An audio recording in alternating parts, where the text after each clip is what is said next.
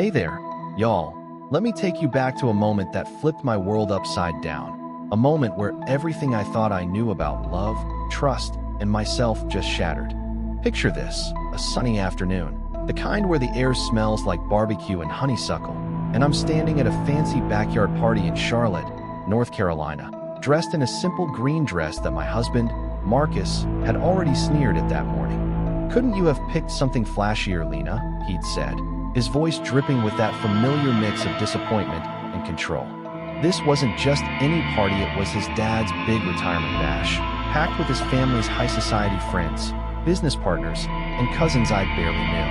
I was playing the part of the perfect wife, smiling, nodding, passing out pie slices, but inside, I was drowning. See, I'd known for months that Marcus was cheating. Yeah, 6 months of finding flirty texts from his coworker, Vanessa, hotel receipts tucked in his glove compartment, lies about late nights at the office that smelled like her cheap perfume. I'd saved every shred of evidence, screenshots, bank statements, even a photo of them laughing too close at a company picnic. But that day, at that party, I was done pretending. His mom, Evelyn, sashayed over, her lips pursed like she'd just sucked a lemon, and said, "Lena, honey, that dress is a bit snug, don't you think? Have you been stress eating?" Before I could even respond, Marcus strolled up with Vanessa on his arm, her laugh loud enough to wake a coma patient. He had the nerve to say, "Oh, Lena, there you are, we're just talking shop." I locked eyes with him, my voice steady as steel, and said, "Yeah, Marcus, I bet Vanessa's been real helpful with those quarterly reports." His jaw clenched, hated when I didn't play along. Then it happened. He grabbed my arm, his fingers digging in, and hissed, "What's that supposed to mean?" I yanked free, my heart pounding, but something inside me snapping like a twig. I said what I said, "Marcus, my little hobbies as an accountant keep our books straight while you play CEO and steal from your own dad's company." The backyard went quiet, forks frozen mid-bite. His face turned beet red, and before I could blink, his hand swung out, smacking me across the face. My cheek burned, blood trickled from my lip, and the whole party gasped like they'd seen a ghost. His brother, Jamal, tackled him, yelling, "Man, are you out of your mind?" But I wasn't done. I straightened up, wiped the blood with my thumb, and said, loud enough for everyone to hear, "Check your phones. All of you. Right now." See, I planned this for months.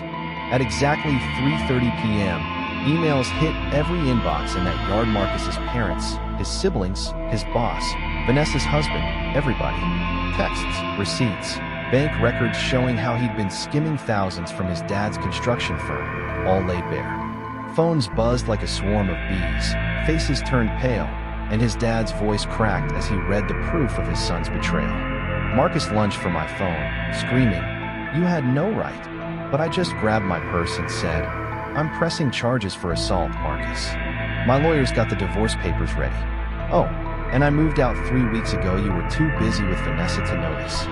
I walked out, head high, legs shaking, past his mom's tears and his dad's shouts, straight to my car, where my bags were already packed. As I drove off, police sirens wailed toward the house. For the first time in years, I could breathe. 6 months earlier, I'd found Marcus's burner phone in his gym bag, texts from Vanessa glowing like neon signs. "Can't wait for tonight. Wear that cologne I like." My heart should have broken, but honestly, I wasn't surprised. I'd felt him pulling away for a year, his snide comments about my job, my cooking, my everything. Instead of screaming or throwing his stuff out, I got smart. I hired a private investigator, Carla, who dug up dirt like nobody's business. Not just Vanessa, but another fling 2 years ago, plus Marcus opening credit cards in my name, siphoning money into secret accounts. He was planning to divorce me and leave me with nothing but his debts. So I played the long game, smiled at him over dinner, laughed at his lame jokes, all while building my case with Carla and my lawyer, Denise. I moved my things out bit by bit, rented a tiny apartment across town, and set up those emails to expose him at the perfect moment. I wasn't going to be my mom, stuck in a cycle of empty promises. I was getting out. After that party, my life cracked open like a sunrise. I settled into my new place, a cozy one-bedroom with big windows and a view of the Charlotte skyline. I started painting again, something Marcus always called a waste of time, and joined a community art class.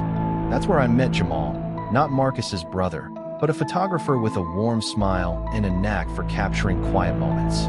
He wasn't pushy, just kind, asking about my paintings, listening when I talked about my dreams. We'd grab coffee, visit galleries, and one night, watching the sunset in a park, he said, "Lena, you seem like you're healing from something big. I just want you to know I respect your pace." I told him about Marcus, the divorce, the betrayal, and he just nodded, saying, "Leaving takes guts. You're stronger than you know." Marcus, meanwhile, fell apart. He got 6 months in jail for assault, lost his job when his dad pressed charges for embezzlement. Turns out he'd stolen over $200,000. Vanessa's life tanked too. Her husband divorced her, and her career imploded after HR got wind of their affair. I didn't gloat, though. I was too busy living.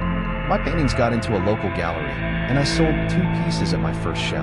My boss at the nonprofit gave me a promotion to senior analyst, praising my work in a way Marcus never did. Jamal and I grew closer, not rushing, just letting things unfold. Coffee dates, late night talks, his hand brushing mine.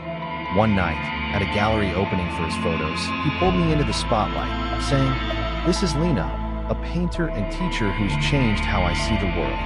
I blushed, but for the first time, I felt seen.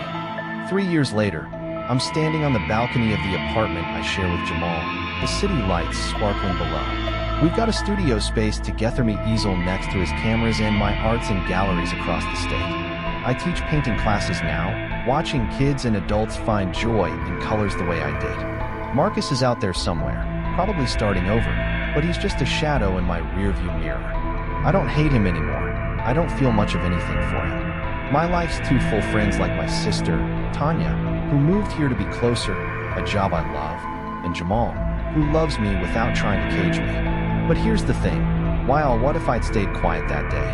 What if I'd let Marcus's lies slide, kept playing the perfect wife? Would I be standing here, free, painting my truth, loving someone who lifts me up? Or would I still be shrinking to fit his world? I think about that sometimes, how one choice, standing up, speaking out, changed everything. So, tell me in the comments, have you ever had to make a choice that scared you but set you free? Maybe it was calling someone out, leaving a bad situation, or just choosing yourself for once. What was it like? Share your story. I am reading every single one. And if this hit home, give it a like, hit that subscribe button, and let's keep talking about what it means to take back your power. Word count, 998.